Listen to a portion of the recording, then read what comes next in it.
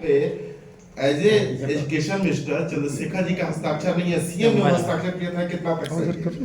अब इन सब चीज़ों के बारे में उस संचिका को मैंने अभी नहीं देखी है, लेकिन ये बात तो सभी जानते हैं ना कि बिहार लोक सेवा आयोग से परीक्षा लेकर शिक्षकों की नियुक्ति की जाए, ये फैसला हम ही जब शिक्षा मंत्री थे तो मुख्यमंत्री जी के परामर्श पर हम लोगों ने किया था, क्योंकि बार बार शिकायत आती थी कि गुणवत्तापूर्ण शिक्षा के लिए सबसे पहली आवश्यकता होती है योग्य शिक्षकों की।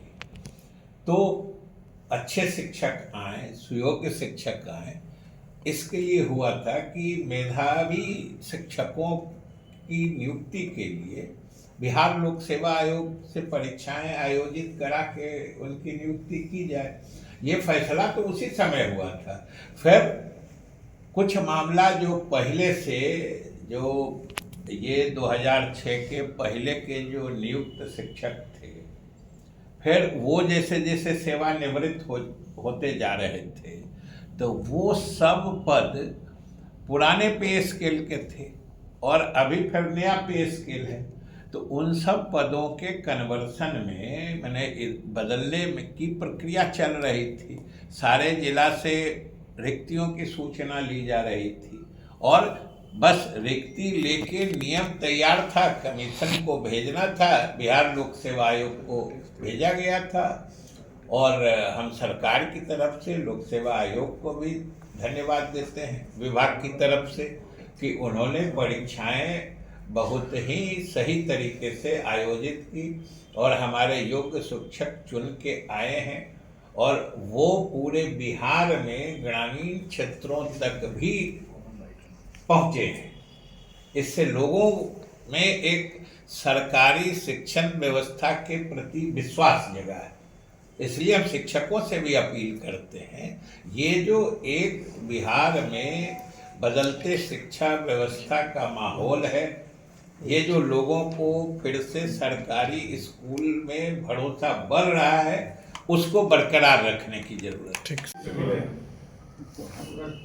इन दोनों नेताओं के बीच तो पहले भी मुलाकात होते रही हैं, आज भी हुई हैं, आगे भी हो सकती हैं। इसमें कोई नई बात या कोई असहज या अस्वाभाविक तो बात है नहीं। पार्टी उन लोगों पे कोई एक्शन लेने पर सोच रही है जिन लोगों ने विरोध में रहा? नहीं, अभी तो पार्टी, अभी तो सदन चल रहा है, उसके बाद से बंद ही था।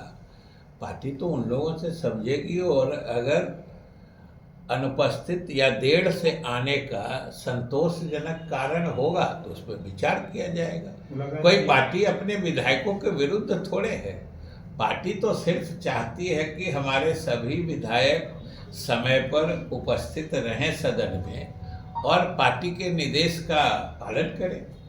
और हम समझते हैं कि लगभग सभी सदस्य आ ही चुके थे, कोई कुछ देर से आए थे, तो अगर उसके लिए पार्टी समझेगी उनसे और उनको संतोषजनक कारण बताएंगे तो फिर पार्टी अपने ही विधायक के विरुद्ध की। ऐसे कुछ विधायकों ने मुलाकात भी की है कल मुख्यमंत्री से? हाँ, ये तो विधायकों की मुलाकात है तो उन दोनों के बीच बात हुई होगी और वो विधायक है, उनके नेता मुख्यमंत्री जी है, तो ये तो मुलाकात मतलब बिल्कुल स्वाभाविक। मंत्रिमंडल विस्तार कब तक होगा? अब ये तो मुख्यमंत्री का विशेषाधिकार होता है। तो 19 तारीख एक तारीख बताई जा रही है। हम लोगों ने नहीं बताया है, अगर आप बता रहे हैं तो आप ही कारण बताइएगा। प्रतिनिधियों ने ये भी कहा था कि सबसे बड़ी समस्या यही थी शिक्षकों के साथ, तो हम ये बताना चाहते हैं और कि मुख्यमंत्री जी की इजाज़त से और उनकी सहमति से अब 2 अतिरिक्त परीक्षाएं जो ऑफलाइन होंगी, लिखित परीक्षा, दोनों की मान्यता तो बराबर है और मकसद तो एक ही है कि जो नियोजित शिक्षक हैं उनकी सेवा सरकारी हो जाएगी। और मुख्यमंत्री जी ने भी घोषणा की थी कि उन लोगों को भी एक एग्ज़ाम लेके इन लोगों को सरकारी बना दिया जाएगा और परीक्षा की तिथि भी घोषित हुई तब फिर शिक्षकों के तरफ से ये एक तरह से कठिनाई बताई गई थी कि ऑनलाइन परीक्षा देने में उन्हें दिक्कत थी। इसलिए हमें प्रसन्नता है यह बताते हुए कि सरकार ने मुख्यमंत्री जी की सहमति से ये निर्णय लिया है। और दूसरी बात कि हमने उस समय भी शिक्षकों से अपील की थी, कहा था कि शिक्षक धैर्य रखें, अध्यापन कार्य में रुचि लें, हम उनके कठिनाइयों को जरूर देखेंगे। और एक माहौल जो अभी बना है पूरे बिहार में, खास करके ग्रामीण क्षेत्रों में, कि शिक्षा व्यवस्था में, विद्यालयों में शिक्षा जो दी जाती थी, पूरे व्यवस्था में सुधार स्पष्ट रूप से दूर गांव देहात तक दिख रहा है। और लोगों में, मतलब बिहार के आम लोगों में, ये जो शिक्षा व्यवस्था में, विद्यालयों के संचालन में, विद्यालय में शिक्षकों से लेके छात्रों की उपस्थिति में, सुदूर देहाती इलाके में भी जिस ढंग से एक सुधार हुआ है, उसकी सभी लोग सराहना कर रहे हैं। रुचि लें, विद्यालयों में शिक्षण का माहौल बेहतर बनाए रखें। आप जैसा हमने कहा था, हम कोई आपके हितों के विरुद्ध काम नहीं करना चाहते हैं। सरकार का भी एक ही लक्ष्य है, एक ही मकसद है कि यहाँ के बच्चों को, बिहार के बच्चों को हम गुणवत्तापूर्ण शिक्षा दें और हमारे विद्यालय पूर्ण समय के लिए पर्याप्त शिक्षकों के साथ पूरे समय तक चले, यही सरकार का मकसद भी है। और शिक्षकों ने उस माहौल को बनाने में अपना सहयोग दिया है। हम उनसे यही कहेंगे कि वो इस माहौल, इस वातावरण को बनाए रखें। सरकार तो उनके हितों का ख्याल पीछे भी रखी है, आगे भी रखें। 12 तारीख को या 13 तारीख को विधानसभा परिसर में हमने सभी शिक्षकों से, खास तौर से नियोजित शिक्षकों से, जिनकी सेवा का सरकारीकरण की प्रक्रिया चल रही है, उनसे हमने अनुरोध किया था कि धैर्य रखें। ठीक है। और सरकार उनके हितों को और उनके कठिनाइयों का ख्याल रखेगी। और मुझे खुशी है कि कुछ संगठनों ने अपने इस आंदोलन को स्थगित करने का भी फैसला किया है।